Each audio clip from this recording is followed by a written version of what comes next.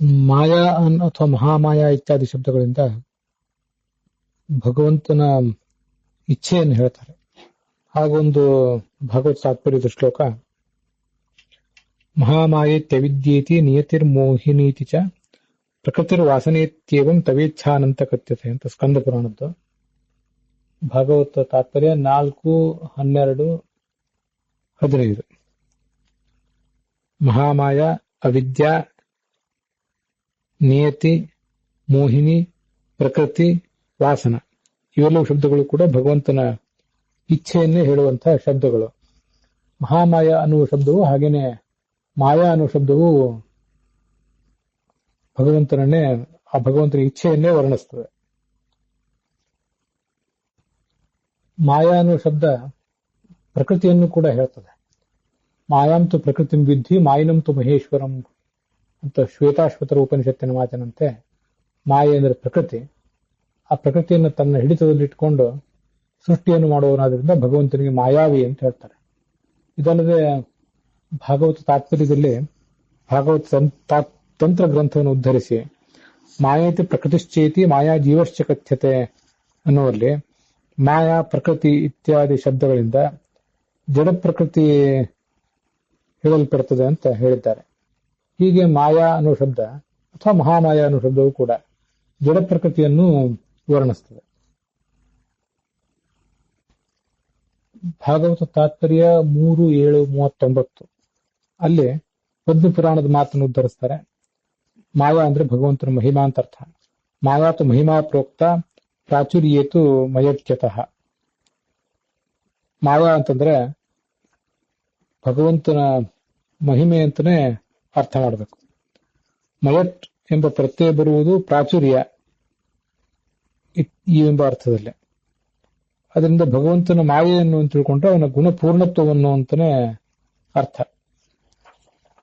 ಅಥವಾ ಭಗವತೋ ಮಾಯಾ ಮಾಯಿನಾಮಪಿ ಮೋಹಿನಿ.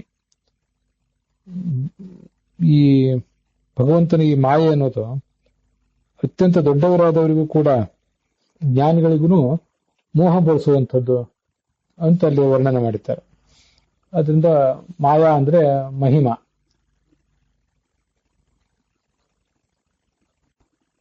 ಭಾಗವತ ತಾತ್ಪರ್ಯದಲ್ಲೇ ಮತ್ತೊಂದು ಕಡೆ 3:32-38 ಶ್ಲೋಕದಲ್ಲಿ ಮಯ ಪ್ರಧಾನ ಉದ್ದಿಷ್ಟ ಮಾಯಾ ತದ್ವಶ ಉಚ್ಯತೆ. ಮಯ ಅಂತ ಪ್ರಧಾನ ಅಂತ ಅರ್ಥ. ಆ ಪ್ರಧಾನನಾದಂತಹ ಎಲ್ರಿಗೂ ಉತ್ತಮನಾದಂತಹ ಭಗವಂತನ ಅಧೀನವಾದದ್ದೆಲ್ಲವೂ ಮಾಯನೆ. ಆದ್ರಿಂದ ಲಕ್ಷ್ಮೀದೇವಿಯು ಕೂಡ ಅವನ ಅಧೀನನಾದ್ರಿಂದ ಅವಳಿಗೆ ಮಾಯಾ ಅಂತ ಹೇಳ್ತಾರೆ. ಅವನ ಇಚ್ಛೆಯೂ ಅವನ ಅಧೀನವೇ, ಆದ್ರಿಂದ ಅವನು ಮಯ. ಅವನ ಇಚ್ಛೆಯೂ ಅವನ ಅಧೀನ ಆದ್ರಿಂದ ಮಾಯಾ. ಅವನು ಮಯ, ಅವನ ಅಧೀನರಾದಂತಹ ಲಕ್ಷ್ಮೀದೇವಿಯು ಕೂಡ ಮಾಯಾ ಅಂತ ಈ ಅರ್ಥದಲ್ಲಿ ಕರೆಸ್ಕೋತಾಳೆ. ಭಾಗವತ ತಾತ್ಪರ್ಯ 11:8-7 ಅಲ್ಲಿ ಮಾಯಾ ವೈಭವ ಅನ್ನೋ ಒಂದು ಗ್ರಂಥವನ್ನೇ ಉದ್ಧರಿಸ್ತಾರೆ. ಸ್ವತಂತ್ರೈಕ ಹರೇರ್ಮತಿ ಶೈವ ಮಾಯಾ ಸಮುದ್ದಿಷ್ಟ ಮುಖ್ಯತಃ ತತ್ಸ್ವರೂಪಕ. ಭಗವಂತನ ಮತಿ ಏನಿದೆ ಅದೇ ಮಾಯಾ ಅಂತ ಕರೆಸಿಕೊಂಡಿದೆ. ಯಾಕಂದ್ರೆ ಅದೇ ಸ್ವತಂತ್ರ ಆದ್ರಿಂದ. ಈ ಜಗತ್ತೆಲ್ಲವೂ ಕೂಡ ಸತ್ಯವೇ ಆಗಿದೆ, ಆದ್ರೆ ಅವನ ಅಧೀನವಾಗಿರುವುದರಿಂದ ಅದನ್ನ ಮಾಯಾಮಯ ಅಂತ ಹೀಗೆ ಹೇಳ್ತಾರೆ. ಲಕ್ಷ್ಮೀದೇವಿಯು ಕೂಡ ಸ್ವತಂತ್ರವಾದ ಆ ಭಗವಂತನ ಮತಿ ಅಥವಾ ಇಚ್ಛೆಗೆ ಅಧೀನವಾಗಿಯೇ ಇದ್ದಾಳೆ. ಆದ್ರಿಂದ ಅವಳು ಕೂಡ ಮಾಯಾಮಯ ಆಗಿದ್ದಾಳೆ ಅಥವಾ ಮಾಯಾ ಕೂಡ ಆಗಿದ್ದಾಳೆ.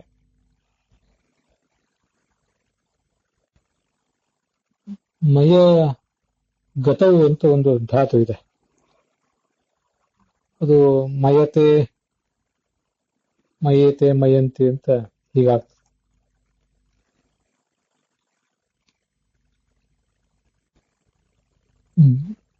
ಈಗಿನ ಧಾತು ಪಾಠವೆಲ್ಲದಕ್ಕೆ ಗತಿ ಅಂತ ಅರ್ಥ ತೋರಿಸಿದ್ದಾರೆ. ಗತಿ ಅಂದ್ರೆ ಜ್ಞಾನ ಅಂತ ಅರ್ಥ ಆಗಬಹುದು. ಅದಲ್ಲದೆ ಹೋದ್ರೆ ಧಾತುವಿಗೆ ಅನೇಕ ಅರ್ಥಗಳಿರೋದ್ರಿಂದ ಪ್ರಾಚುರ್ಯ ಅಂದ್ರೆ ಶ್ರೇಷ್ಠವಾಗಿರುವುದು, ಸರ್ವೋತ್ತಮ ಅನ್ನೋ ಅರ್ಥವನ್ನು ಕೂಡ ಆ ಮಯ ಅನ್ನೋ ಧಾತುವೇ ಕೊಡ್ತದೆ. ಹಾಗಾಗಿ ಮಯತೆ ಆತ್ಮನೇ ಪದ ಇದೆ, ಅಥವಾ ಮಯತಿ ಮಯತಿ ಅಥವಾ ಮಯತೆ ಅಂತಂದ್ರೆ ಶ್ರೇಷ್ಠನಾಗಿದ್ದಾನೆ, ದೊಡ್ಡವನಾಗಿದ್ದಾನೆ ಅಂತ ಅದಕ್ಕರ್ಥ. ಹೀಗೆ ಆ ಭಗವಂತ ತಾನು ದೊಡ್ಡವನಾಗಿರೋದ್ರಿಂದ ಅವನ ಇಚ್ಛೆಯೂ ಕೂಡ ಅವನಿಂದ ಅಭಿನ್ನವಾದ್ರಿಂದ ಅದು ದೊಡ್ಡದೇ ಆಗಿದೆ. ಆದ್ರಿಂದ ಮಾಯಾ ಅಂದ್ರೆ ಅವನ ಇಚ್ಛೆ ಅಂತಾನೆ ಅರ್ಥ. ಇದನ್ನೆಲ್ಲ ಭಾಗವತ ತಾತ್ಪರ್ಯ 11, 8, 7 ಆ ಒಂದು ಪ್ರಸಂಗದಲ್ಲಿ ವ್ಯಾಖ್ಯಾನಗಳಲ್ಲಿ ವರ್ಣನೆ ಮಾಡ್ತಾರೆ. ಇದಿಷ್ಟು ಆ ಮಾಯಾ ಅನ್ನೋ ಶಬ್ದದ ಅರ್ಥ. ಅದರಿಂದ ಭಗವಂತನು ವಾಚ್ಯನಾಗಿದ್ದಾನೆ, ಭಗವಂತನ ಜ್ಞಾನ, ಭಗವಂತನ ಇಚ್ಛೆಗಳು ವಾಚ್ಯವಾಗಿವೆ, ಹಾಗೆ ಜಡ ಪ್ರಕೃತಿಯು ಕೂಡ ವಾಚ್ಯವಾಗಿದೆ ಅಂತ ನಾವು ಮಾಯಾ ಶಬ್ದದಿಂದ ಅದನ್ನ ಅನುಸಂಧಾನಕ್ಕೆ ತಂದುಕೋಬೇಕು.